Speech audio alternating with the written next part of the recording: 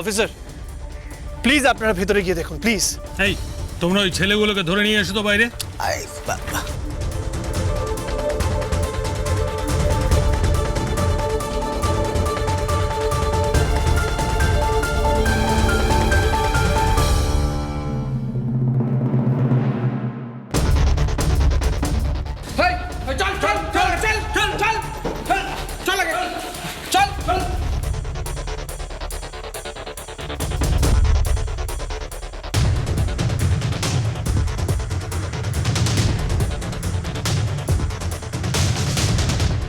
জামাই তো ঠিকই বলেছে, ছেলেটার কপালে তো এখনো টিপ আছে।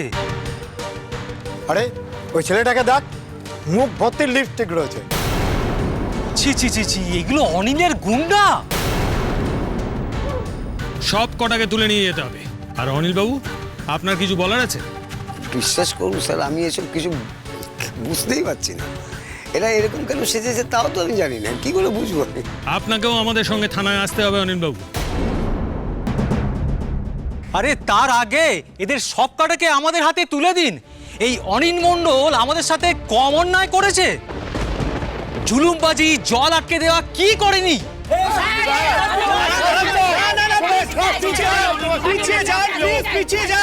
প্লিজ আমি রিকোয়েস্ট করছি, কেউ এরকম করবেন না, আইন নিজের হাতে তুলবেন না, আমি রিকোয়েস্ট করছি।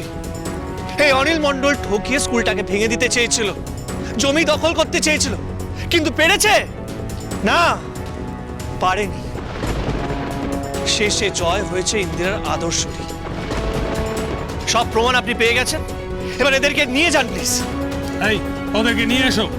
অনিল বাবু, আপনিও চলুন আমাদের সঙ্গে, চলুন।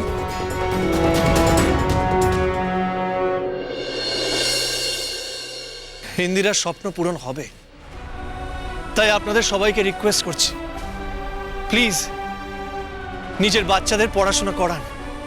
ইন্দিরা শিক্ষার প্রসারের মাধ্যমে অন্ধকার দূর করতে চেয়েছে, আপনারা সেটাই করুন। দেখুন, কয়েকদিনের মধ্যেই এই গ্রামের মাটিতে একটা বড় স্কুল হবে, যেখানে আপনাদের ছেলেমেয়েরা পড়াশোনা করবে, তারা ভালো শিক্ষা পাবে।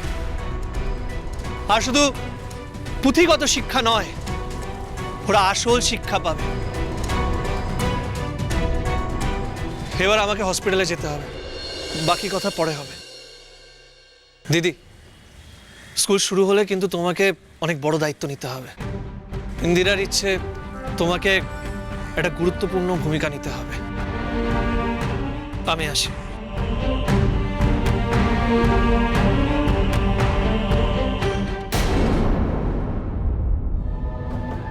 তুমি এখানকার ব্যাপার নিয়ে একদম চিন্তা করবে না, এটা আমি তো আছি এখানে, আমি ঠিক দেখে রাখবো। তুমি গ্রামে গেছো, গ্রামের ব্যাপারটা দেখো। একটা কথা মনে রেখো ইন্দিরা, ওই গ্রামের স্কুলটাও কিন্তু আমাদের স্কুল, ওটা হারালে চলবে না ইন্দিরা। যদি দিদিমণির দল জেতে তাহলে আমি আমার জমি ওনাকে দিয়ে দেবো, আর যদি দিদিমণির দল হারে তাহলে বুলডোজার দিয়ে সব গুড়িয়ে দেবো, কারণ এই জমি আমার।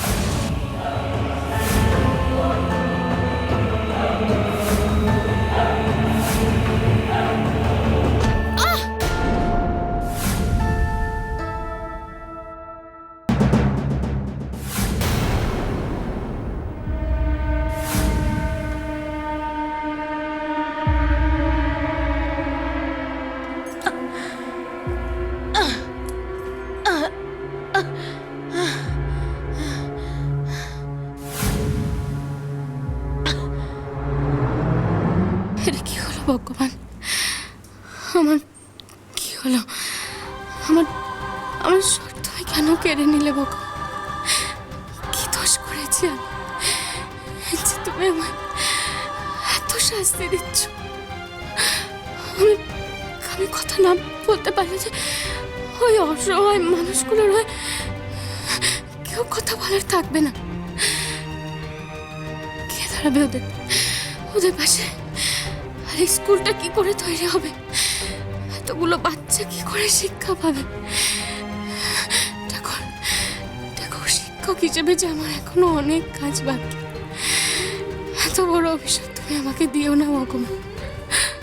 আমার কণ্ঠ তুমি আমায় ফিরিয়ে দাও, আমার কণ্ঠ তুমি আমায় ফিরিয়ে দাও।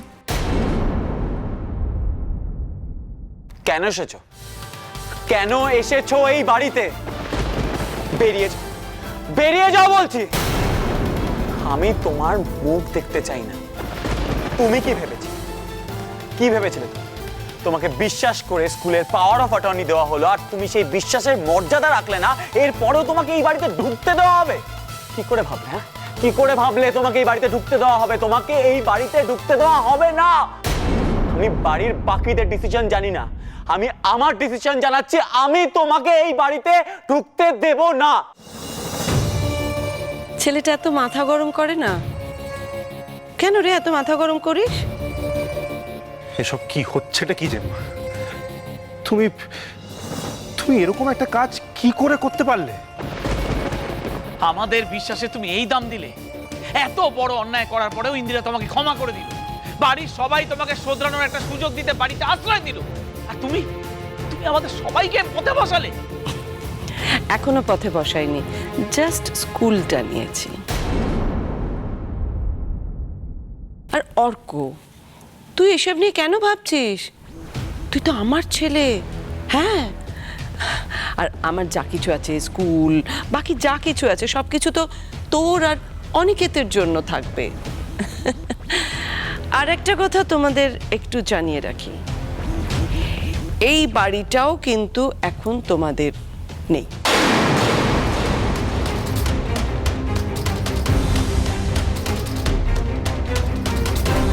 মানে?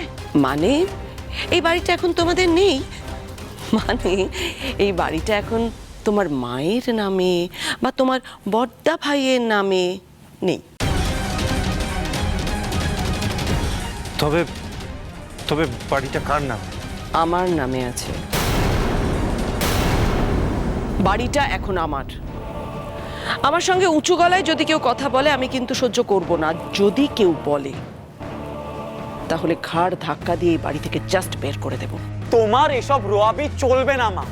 তুমি এসব বলে ওদের ভয় দেখাতে পারো, কিন্তু আমায় পারবে না। আমি এই সবে ভয় পাই না।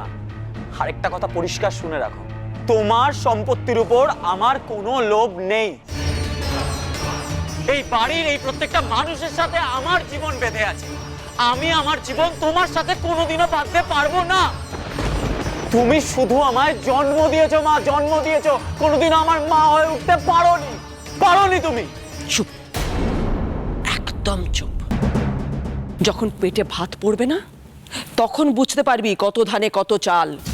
এত বড় বড় কথা কোথা থেকে আসে তখন বুঝতে পারবি। যখন পায়ে দামি জুতো, দামি জামা থাকবে না, ফুটপাতে গিয়ে যখন দাঁড়াবি তখন দেখবে এত রোয়াবি কোথায় থাকে। না না, এমন করো না বড় বৌদি। দেখো ইন্দিরারা ওখানে রয়েছে, ওদের সাথে যোগাযোগ করা যাচ্ছে না।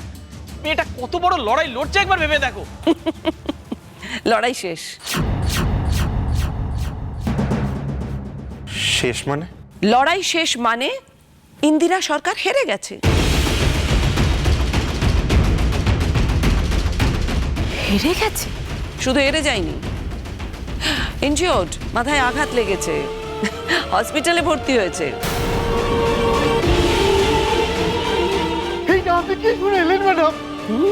অজ্ঞান হয়ে গেছে। অবশ্য জ্ঞান ফিরেছে কিনা আমি জানি না। না, হ্যাঁ, খুব পাকামো করতে গিয়েছিল না, পাকামো করতে গিয়ে সব খুইয়েছে। শুধু সব খোয়ায়ও নি, তোমাদের সকলকে পথে বসিয়েছে। এনিওয়েজ, ও বেঁচে আগে ফিরে আসুক, তারপর তোমাদের কি হবে না হবে সেটা দেখা যাবে। একটা কথা আমি পরিষ্কারভাবে সকলকে জানিয়ে রাখছি, এই বাড়ি এখন আমার বাড়ি। তাই আমার কথা ছাড়া এই বাড়িতে একটা পাতাও নড়বে না। আর যদি কেউ সেটা করার চেষ্টা করে তাহলে জাস্ট ঘাড় ধাক্কা দিয়ে আমি বের করে দেব। কথাটা মনে রেখো সবাই।